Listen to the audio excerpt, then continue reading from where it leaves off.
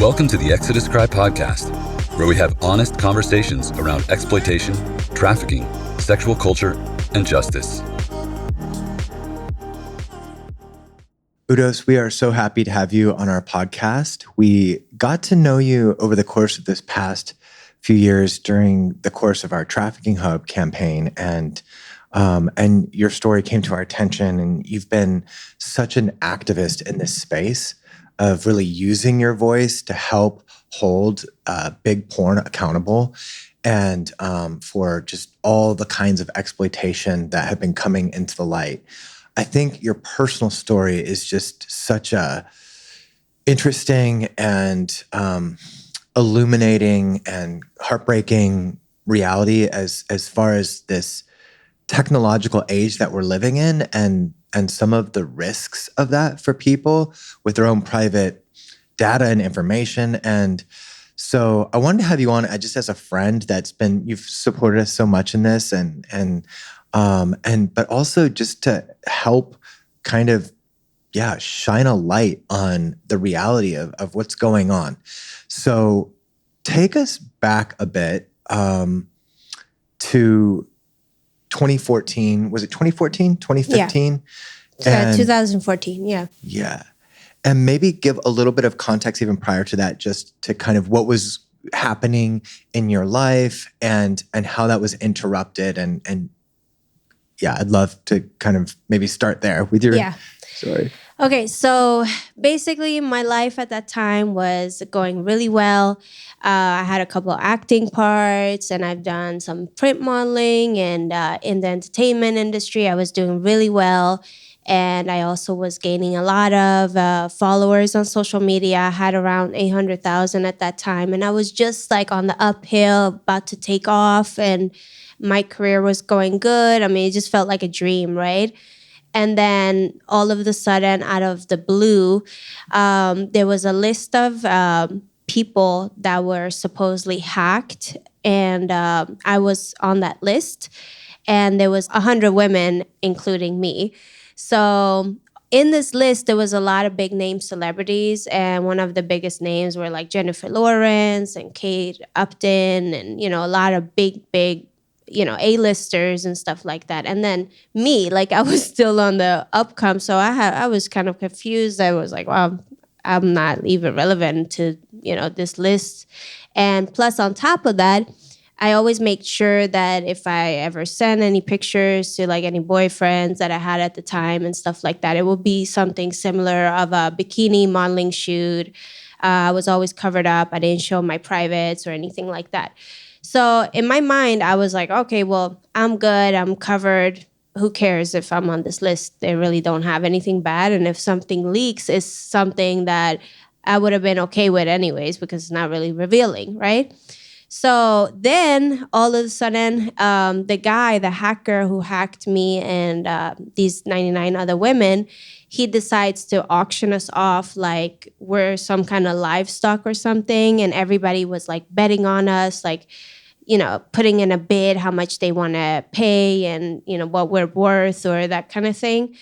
And even at that point, I was kind of confused about it, but I was like, well, it's still nothing serious, like I'm not really revealing anything. Then all of a sudden the leak happens and I'm shooting at that time, like a BuzzFeed or something like that, doing some kind of comedy video or something of that sort. And everybody's blowing up my phone. So I was just like, well, what's going on? What's going on? So I went outside and I got a moment for myself on my break.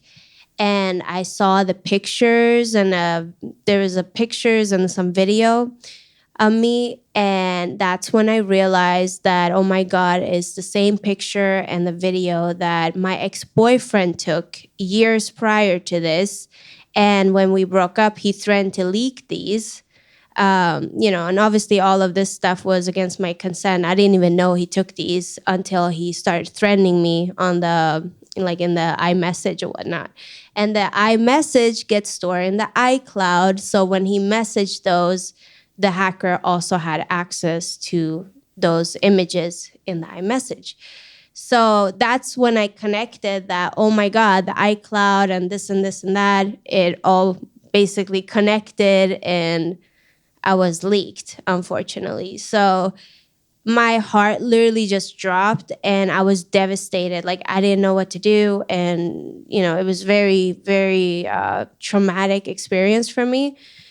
So I went back to my shoot and I couldn't even, like, I don't even know if I finished. I can't remember anything. I think I blacked out. Like it just like so traumatized. And then I went home and I just locked myself in after that. I just isolated myself. And my phone was just ringing and there was everything from bullying to like people being concerned to people wondering what's going on, if I did porn now or, whatever. But most of the people at that time knew exactly what was going on, that I was leaked and hacked and that it was against my consent. But it didn't seem to matter for some reason. Like for most people, it didn't seem to matter. They just used that as a tool to like bully me and use it to like harm me in some kind of way or push me out of the way. I don't know. It was just weird because I thought that like in my head, I didn't even understand what was happening because it was such a new concept. How could this happen in such a large scale? And like all of a sudden within just moments, I was turned into like somebody that being accused of doing porn. Like I would never do porn. I got offered to do Playboy several times and I always said no because I always told everybody like, oh, if you do nudes, then, there's no going back from that, right? So that was in my core belief. So for someone to just exploit me like that and, take advantage of it and make me seem like something I was not, and for everybody to assume that I was this person that I was not, that was just such a strange feeling for me. Like, especially when you know yourself and you know what you're capable of and not capable of, and for everybody else in the whole world to say that, no, you're this person. Make assumptions. Yeah, like you're a slut, you're a whore, you were asking for it. You shouldn't have taken bikini pictures or modeled in the first place. What do you expect? You're in the entertainment industry. So, you were asking for it, basically. That comes with the territory. Like, no, it doesn't. If I wanted to do porn, I would have just straight done porn, you know? Right. Yeah. There's so many layers to this, I'm sure, for you having lived through something like this. Yeah. I remember, so the first time that I heard your story, I was instantly reminded of this big hack that had occurred. That was, I guess, 7-8 years ago. Mm-hmm. And I remember what a big deal it was because there was a hack that involved celebrity figures having their intimate pictures and videos, personal, private pictures and videos, some of a sexual nature, released online. And so that was obviously captured headlines everywhere, but never had the opportunity to talk with anyone who was victimized through that and get kind of an understanding of how they experienced something like that. I think just initially for me, it's really sobering to hear what happened to you because it makes you feel so vulnerable living in this tech world that we live in, this digital world that we live in, where all of our personal information is stored in these, digital clouds, and how vulnerable that is to somebody who potentially has malevolent intent.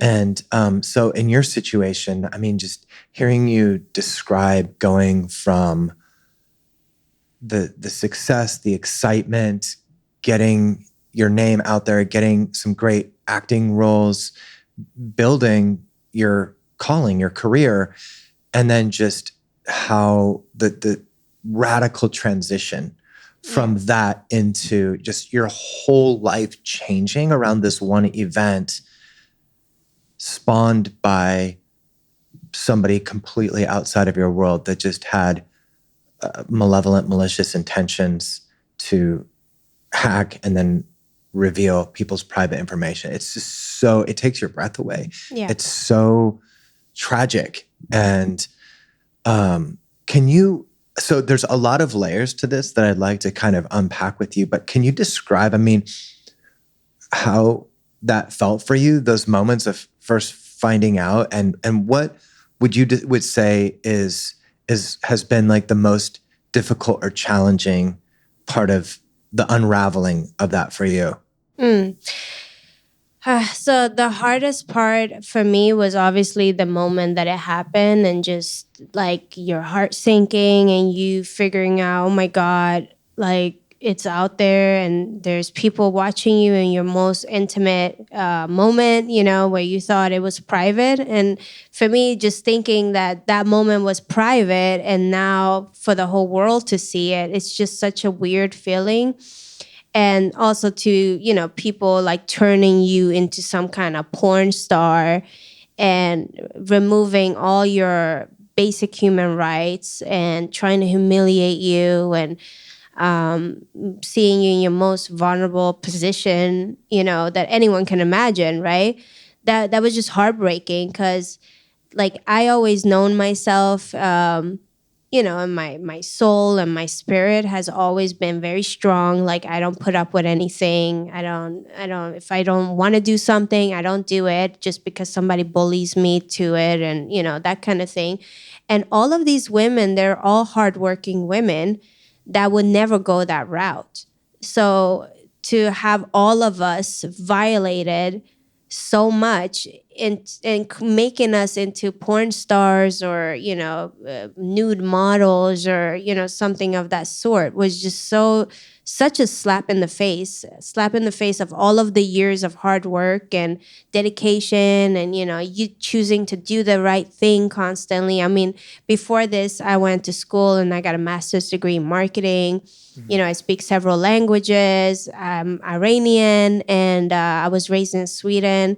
Like my mom has always taught me, like, oh, you have to be independent, you have to work really hard and pursue your dreams, and like don't depend on anyone, don't go do anything stupid. Like, so she's been very strict to a lot of ways. And me wanting to get into the entertainment industry, like I just wanted her approval and her validation so bad. Like I just wanted her to see, like, look, oh my God, I'm this big movie star. And I mean, the whole world loves me. So then my mom should be proud of me, right?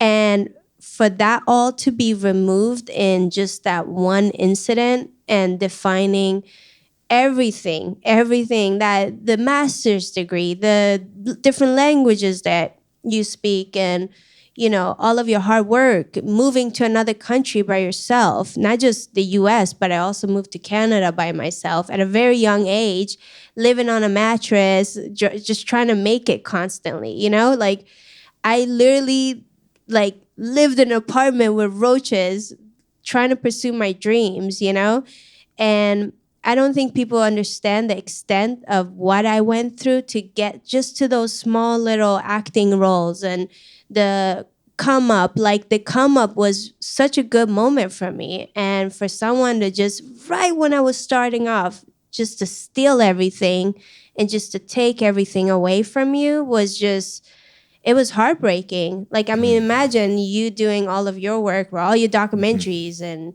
all of the work that you have done for a lifetime, and for someone just to, in an instant, to come and just make you look like something that you're not.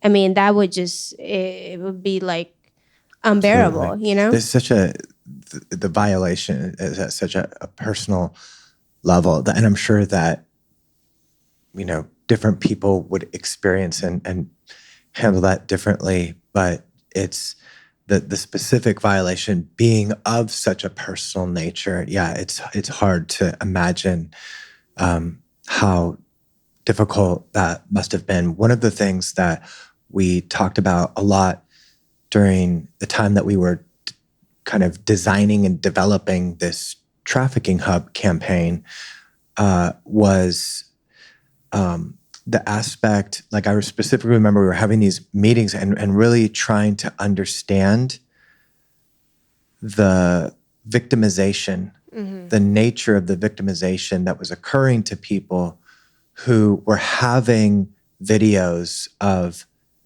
their abuse being uploaded to Pornhub. Yeah. So this will be a good segue into addressing how your story connects with Pornhub and the Trafficking Hub campaign.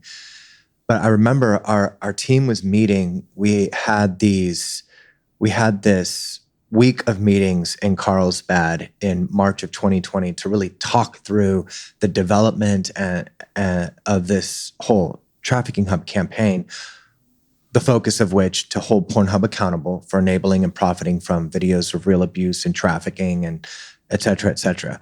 But I remember one of our colleagues spoke up at the time and talked about how this idea of kind of the recurring trauma that one endures as a result of not just being violated one time, but the fact that once that violation is captured on video and put out there, then it's like a recurring trauma over and over and over every time that gets viewed and is out there. And so can you talk about that side of it from your perspective, not just the moment, which is heartbreaking enough, but the moment where this was leaked, the shock of that, but also can you talk about the fact that those videos, those pictures were then out there, and what happened with that, and how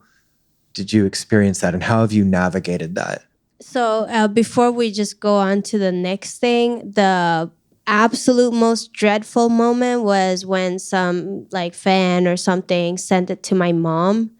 And so my mom calls me and she's like, because this fan is saying like, oh, look at your daughter, your Persian daughter is doing porn in the US, and this is how she's trying to live her life, and basically saying stuff like that. And he calls my Persian mom like freaking out, like, oh my God, I got this message and this guy is saying this and there's a video of you.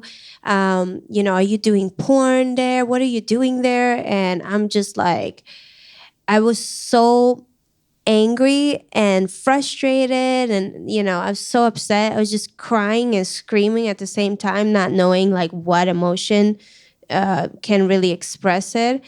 And I just remember I just got so upset that I'm like, how dare you say something like that? I'm your daughter, you should know me, and I just hung up.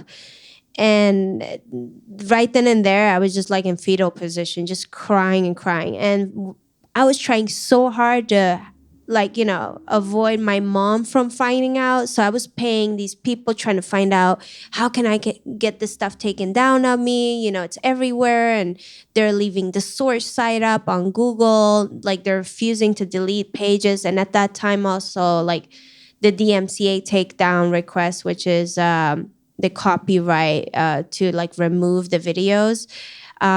They were going through this whole weird stage where they're like, well, if you didn't take a selfie of yourself, then it's not your copyright. Then it's this other guy or other person's copyright. So you need to get a permission from them. And there was so many layers to this, and it was such a nightmare. But then finally they decided like, okay, we can take this stuff down, which is like, why not just take it down the first minute or instant? It's because it's against everybody's consent, right?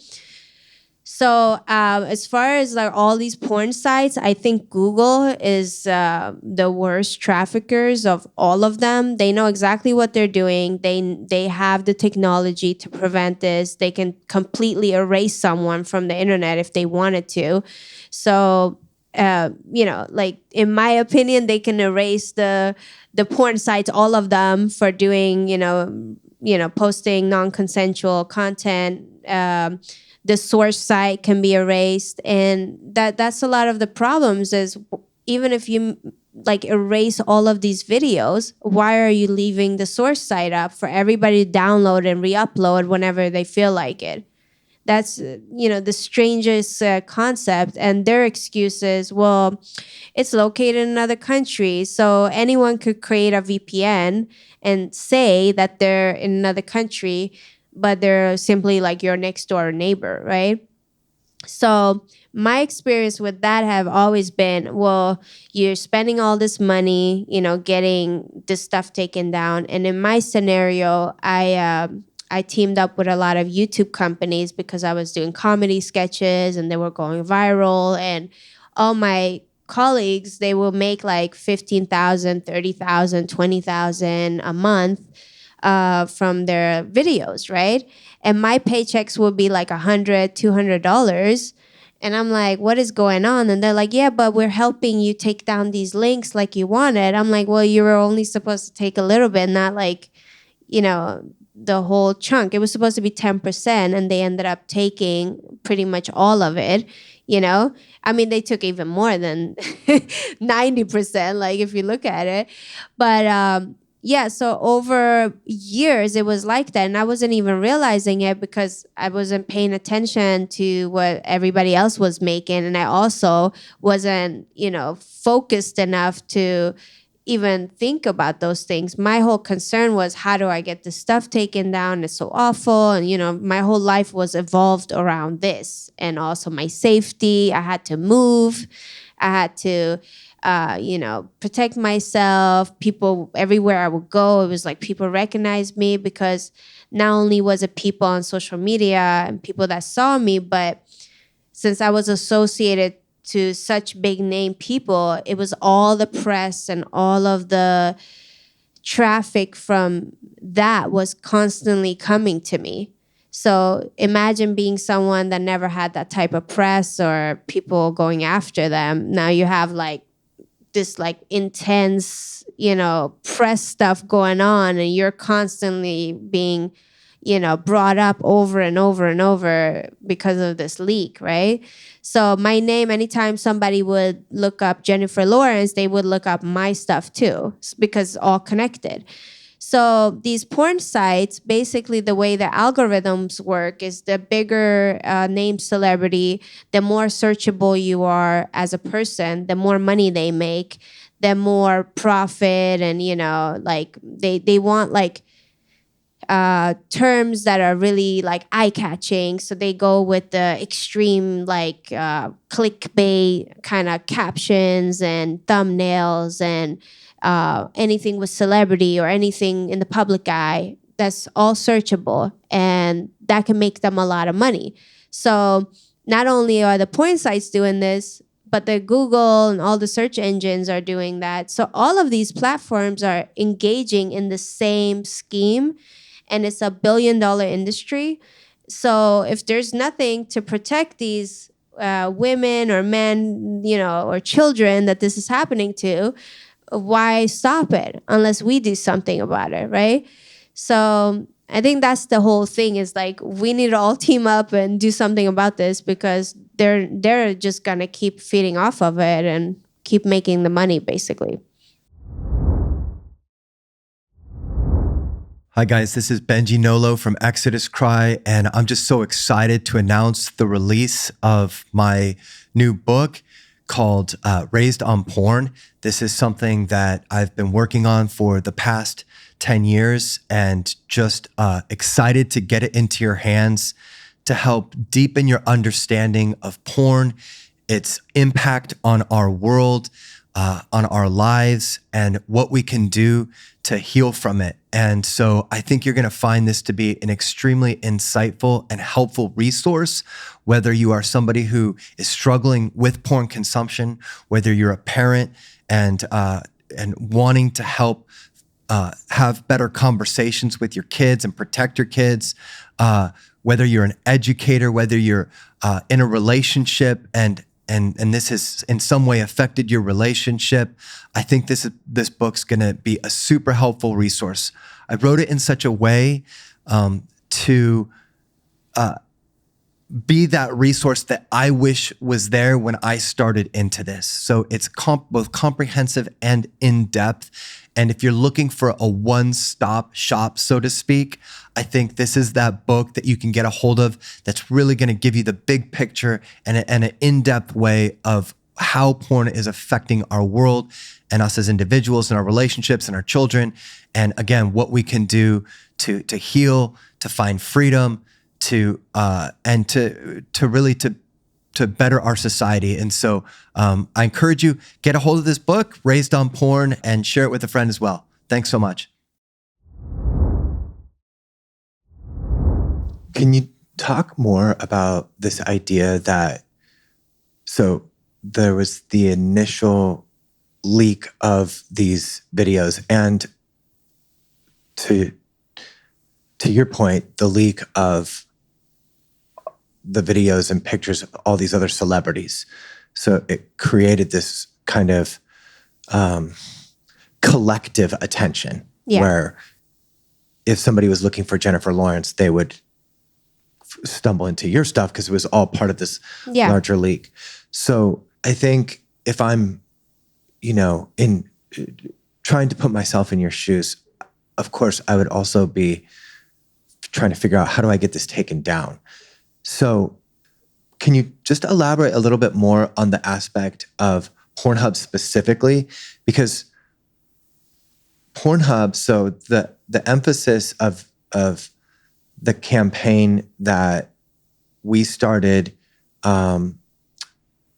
was dealt specifically with the model that Pornhub was using, this user-based upload model with a total lack of effective moderation system that enabled all these videos to be uploaded to their site that were revenge porn and trafficking videos, rape videos, and videos, the videos from this leak that were also part of that were being uploaded to Pornhub. So essentially anyone could go in and just upload this content to Pornhub. And so the focus of this campaign that we had launched was to hold Pornhub accountable for that, for the hosting of and distribution of all these videos that were criminal in nature and infested their entire website.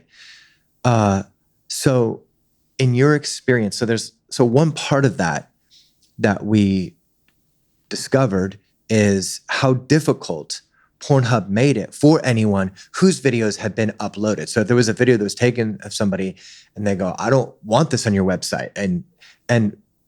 And there are other survivors that we've talked to who've shared similar stories of finding out about their own exploitation, like that they're in some video by just somebody randomly contacting them, blowing up their phone, like, oh, did you know you were on Pornhub? It's just such an awful thought to be, to discover something like that. That something so private could just now be out there for the masses to consume. Yeah. And part of the heartache for us and why we felt like this Pornhub campaign, which has now grown into a global movement, is so important, is to create not just accountability for Pornhub and their executives, but to give power to people who are being victimized to get their videos taken down and to be, compensated with restitution, all of that. So can you talk about, in your experience, what that was like finding out your videos had been featured on Pornhub and what that was like to try and get them taken down? Yeah, so with Pornhub, I mean, over like all these years, I've been begging them to take the stuff down over and over and over. I mean, I would get it taken down and then the next day it will be up. And then on top of that, it will be, these YouTube companies, they were doing that. And then I was doing it because even if they were saying that they were doing it, they were basically just pocketing my money. So it would still be up there. So I started learning how to do it myself because that's such a big platform and everybody sees it over and over and people reaching out to me like, you're on this site, and basically making me look like a porn star. So I will reach out to them and tell them, hey, I'm one of the victims of the iCloud hack leak. Can you please take this stuff down? And, they would take a certain amount of hours to take it down, which is a couple days, and eventually they would take it down. And then right the next minute, as soon as it gets taken down, I mean, it would be a couple hours maybe after it will be up again, So then you have to go through the whole process again, asking them, begging them over and over and over why they're not taking down, right? Like this post that they know that I just emailed them a few minutes ago. Like, why aren't you taking it down? So it was like that for years. I mean, and supposedly I'm one of the lucky ones. I mean, there's plenty of people, they still have their content up there and they're refusing to take it down. So it just kind of is strange that anyone could just have an email address and upload whatever they want to a tube site like Pornhub. But there's also like X videos. There's like a million of these tube sites. And I believe that if you upload to one of these sites, then it spreads like a wildfire. Like it goes to a million other sites because they're all connected, right? So now it's not just one site that it goes out to, but it connects to a lot of other sites, right?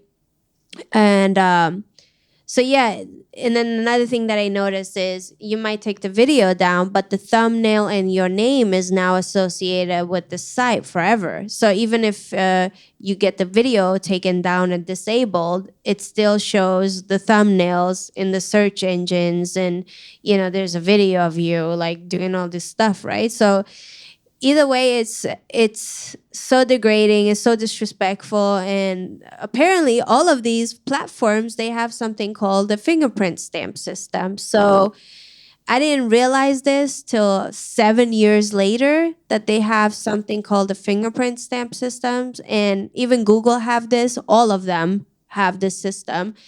And what it does is that it scans a video or a picture ahead of time, and they basically put it in their database. And unless you like edit the videos in all kinds of crazy ways, which is very difficult to do, you won't be able to upload that video again. So anyone that's wanting to upload the video again, they can't, even if they wanted to. So it puts a block to the video. And I realized that they do this for full-length movies. Like all the Disney movies, they've been fingerprint stamped from beginning to end. No social media platforms can upload it. Like nothing. Nobody can upload their content. But it's weird that they can allow this for children and women and people that don't want this type of content up on them, right? So what's so strange is they should just implement it the first time around. You do a DMCA takedown request on all of these platforms. Why aren't they doing it? So then it goes back to, because they're making billions of dollars off of non-consensual content. So that's really what it boils down to. And like I said, the more searchable you are, the more money they can make off of you. It's obviously technology can be something that's used for positive means. But when it's used in such a malevolent way, it does highlight this fact that we still have to figure out how to live in this technologized world in a way that provides protections to people who are being violated, whose lives are being ruined, who are being exploited against their will. And I think your story really highlights the work that we have to do in continuing to build a safer world for just for people in general, especially for children. Yeah. But for your situation in particular, kind of living through everything that you've gone through with this, what are some of your big takeaways from the standpoint of the work that needs to be done? In other words, how do we prevent some of this moving forward and give more power to people who are in a position like yourself?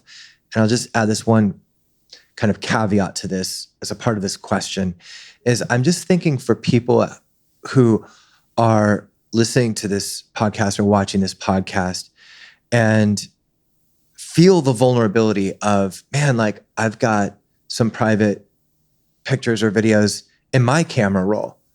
And your story just really stands out to me from that aspect of you weren't doing anything outside of just living your normal life. Yeah. And as a part of just kind of your normal private life had these images and videos, personal private images and videos hacked and stolen and then put out there. And so I'm thinking for people at home, how many people have things on their phone in their clouds that they maybe don't even know about or are just very private and personal to them, but who are vulnerable. Yeah. Who are vulnerable of trafficking and potentially vulnerable of something like this happening to them. So I think that your story isn't just a kind of like a random one-off story that would be heartbreaking and tragic enough, but it speaks to a situation in which we're all vulnerable. We're all vulnerable. Everybody who is listening to this podcast or watching this podcast should wrestle with this thought of like, just because you're not in this situation currently doesn't mean it can't happen to you. It can happen to you. Yeah. And so for us, having this conversation is really important so that we can begin to organize in a way that gives greater power to victims who have been violated and taken advantage of, survivors, people who've been victimized, who've been taken advantage of, and also holds big tech and big porn accountable for their part in making this possible. So over the course of these 7-8 years now, you've, I'm sure, developed some thoughts, some ideas about how to address this. Where are you at with that? What work do you feel like we have to do to address this?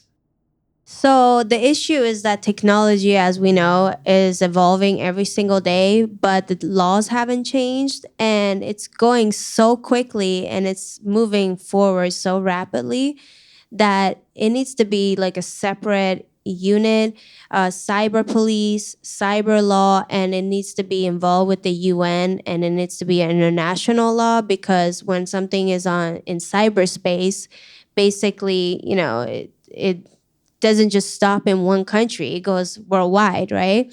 So we need our separate unit of police and law, because the police right now, they're not trained on any of this. And everybody that I know that was a survivor, the police has completely failed them. They don't know how to handle these kind of cases. And it's understandable, because how do you catch something that's online, and how do you find these hackers or whoever's uploading, right?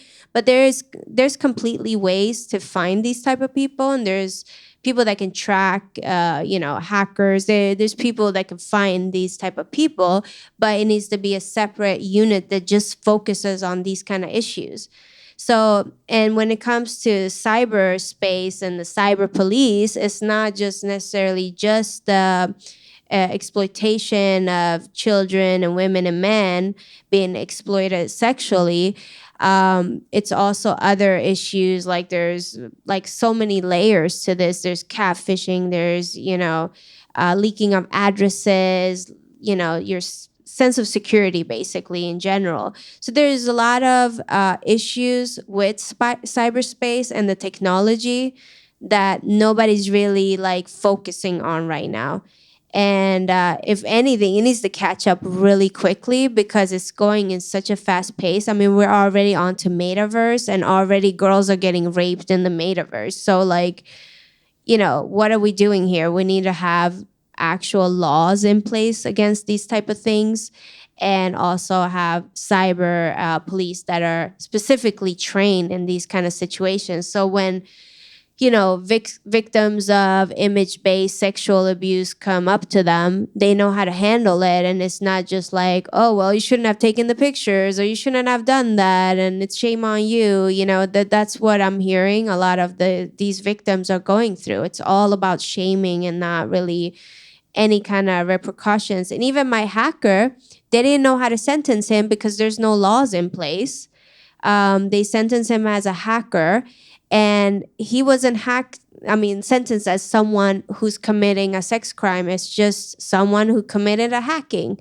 I mean, on paper, that doesn't look too bad, but really, he should be a sexual predator and an offender, and like he should be on some kind of sex offender list. And the sentencing need to be way harsher than 1.5 years for violating and destroying 100 women's lives. It's not just one woman. This was 100.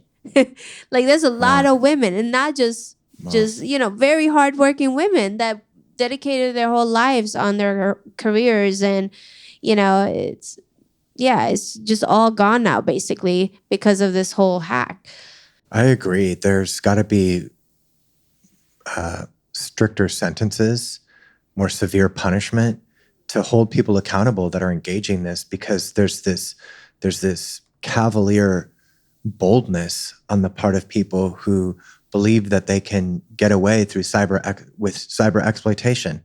And I would say that is occurring both on the side of big tech and big porn, who sit behind whatever, current laws exist that provide them with protections, and don't show any compassion for people who are being victimized through their platforms, but also on the side of active perpetrators, like the person who hacked you, should have much more severe sentences. I watched a documentary recently on Netflix called "The Most Hated Man on the Internet." Oh yeah. About Hunter Moore. Yeah. And I mean, just unapologetically out to destroy people's lives. Yeah. And it really brings you, for me, it brings my own personal thought process back to this idea of the intrinsic value of every human life and the fact that we get one life. And and so there's so much, the stakes are high and our lives are valuable. And when you see somebody, this documentary was just so disturbing, seeing somebody whose intention was just to destroy people's lives, like clearly a sociopath, completely disconnected from the reality of people's lived experiences going through something like that. And so, so I agree with you. I think that we have a lot of work to do, and I'm so glad that you've been speaking up and have become an advocate.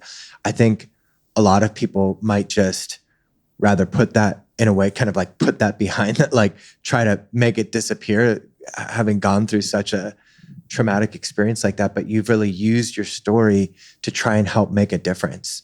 Can you talk about kind of what you're doing now and your work as an advocate to make a difference in this space, and maybe even just elaborate on some of how you've gotten through this to where you are today? Before we go into that, let me just finish with, I also believe that the Google and all the porn sites, all of them should just implement the fingerprint stamp system the first time around somebody requests the DMCA takedown request, so that it won't get spread. And then they should have some kind of hotline or some kind of way to do this within a very short time span, like maybe 2 hours or so. So that it forbids it from spreading, faster and stuff like that. And then another thing would be like, if anybody wants to upload, they need to upload with their ID and the letter of consent. That way you kind of weeding out people that are posting stuff without consent to begin with. And that's just a very simple system that all of these porn sites and everyone can implement. And obviously erase the source site, for God's sakes. Like, I mean, I've been on this site called Fappening, and it's literally a dictionary of all of the people in the public eye, and anyone just can go up there for grabs and grab anybody they want and basically rape them with their eyes, right? So that needs to be taken down. It doesn't matter what country they're in or whatever excuse they're using. It's just ethically wrong for Google to allow this to happen. So I'm just, if I was to meet the owner of Google, I would just be like, if this happened to your daughter, would you let this be up? No, they wouldn't. So why are you allowing this to happen to other people's daughters, right? So, or sons, because this is happening to a lot of boys too. And a lot of boys are not talking about it. But I actually had a lot of men reaching out to me and boys saying that this happened to them. They thought they were talking to a girl.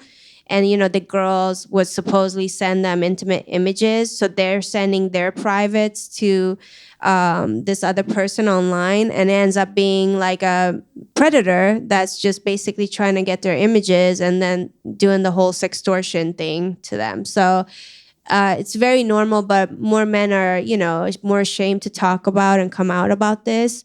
So I hope that more men come out and like speak about this, because I think it's very important, and just to cover everybody. Yeah, absolutely. Yeah. So now I'm gonna go into what I what I'm working No, on. thank you for mentioning that though, because I think it's important for people to understand that there are some really concrete steps that we can take. Yeah. From And an they're there. advocacy activist perspective to help. In some circles of our culture right now, the idea of being an activist takes on a negative connotation.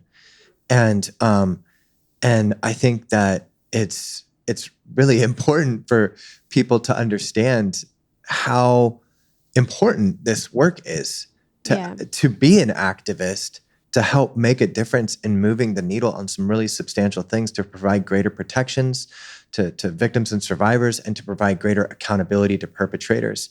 And so I appreciate you sharing that, because we want to galvanize a movement of activists to really help change the way that our world currently exists around this issue of technology, and improve it for the better. And so thanks for mentioning that. Thanks. On the side of the healing, that's been a journey for you. Is that something that you would feel comfortable talking about? Your journey on the healing side The of this? healing part, I mean, I've been through everything trying to figure out how to heal. Like, I'm not going to lie about it. I've drank alcohol. I went out and partied. I isolated myself, tried to date the, what I thought was a good guy, or the, whatever. I literally tried everything to, figure out how I'm going to be good and how I'm going to be better and put this behind me and all of that kind of stuff. I realized during COVID, there's something else going on, right? So I just started digging really deep and, reading all the self-help books, and I stopped, I don't drink or drink even caffeine. I'm really on a healthy note. But I just kind of removed all the clutter from my mind and from my life and my soul and everything. And I just kind of sat with myself and just looked at myself on why, I even was with a guy that took these pictures without my consent. And I realized that it all boils down to self-love and, what was going on with me. And these are things that I think everybody goes through, and it's just something so normal for all the people, women and men, children. Everybody has to go through all of these different phases of being in wrong relationships, having the friends that you thought were friends and they're not really your friends, and going through all these life moments, right?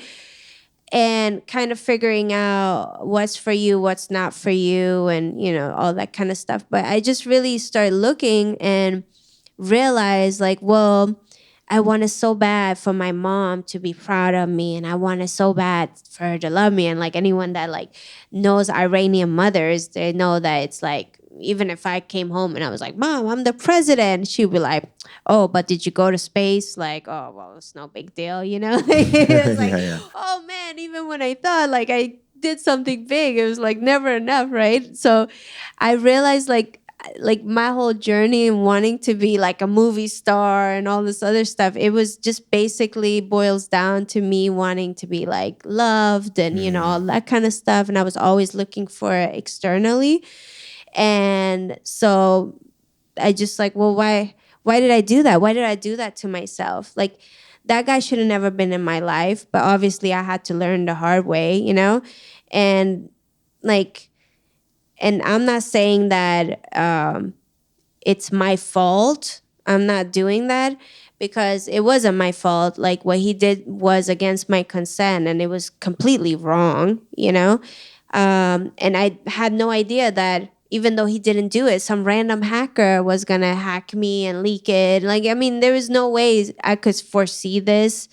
And like, I had to go through this. So even in this worst, really bad case scenario, it's almost like it didn't happen to me, it happened for me, because I would have never imagined going to Capitol Hill or talking about this or having any kind of advocacy or, you know, doing something big like this and trying to change the law unless that would have happened to me. So if my life would have been good, I would have not thought about like, oh, let me change the law. My life would have been good. I don't have any problems, right? But like, I start seeing like, okay, well, this happened to me and it's all done now. There's nothing I could do about it. It's all in the past, but what can I do to help other people?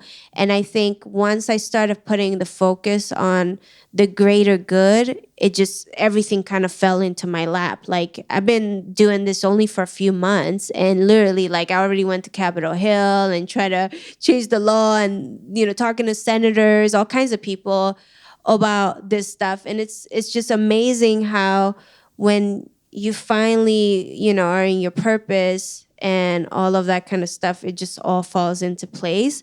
So as far as healing goes, I feel like I worked on myself. I eliminated all of the bad stuff that didn't belong. People, you know, like food, unhealthy, anything unhealthy and bad. I just eliminated all of it.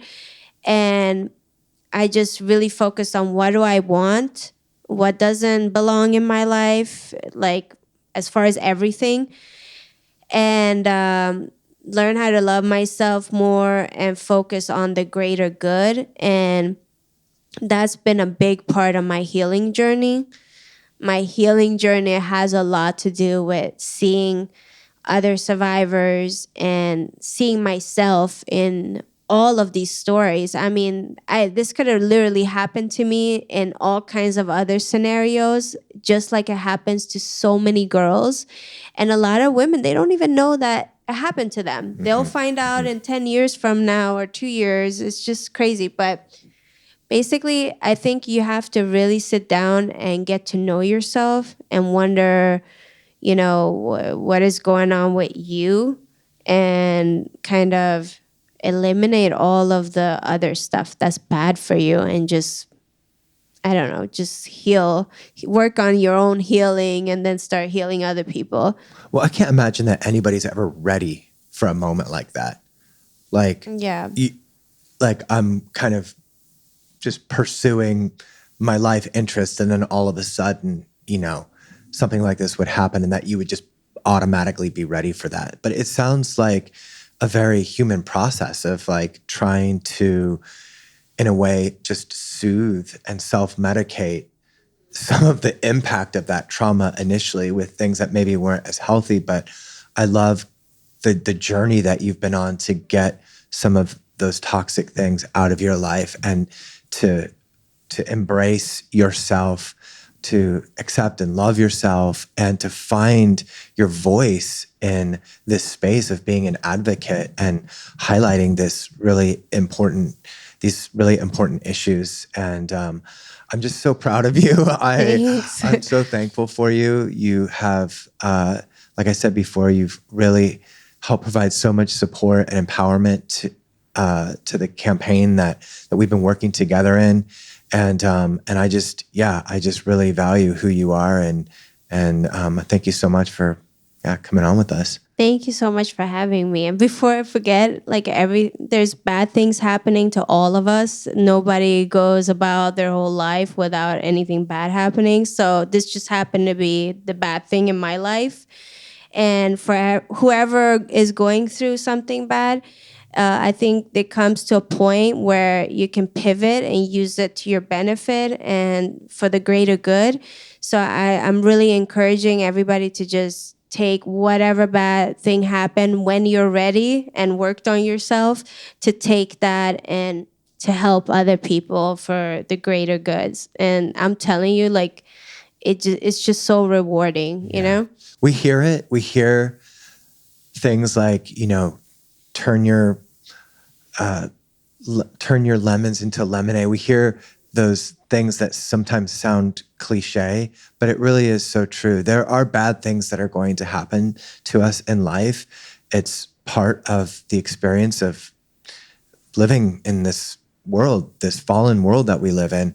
And yet there are ways for us to work through those things that ends up becoming something powerful and positive and brings help and change to others. And I absolutely see that that's how you've lived out your own journey, and it's really inspiring. So we got to get all the survivors to stand up, like, work on yourself and get ready. We need to stand up and fight because it's time, So all the survivors, if you're ready, come and help me out.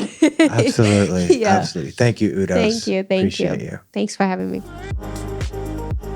You can check out all our podcast episodes, articles, and films at exoduscry.com and join the daily conversation by following Exodus Cry on all major social platforms.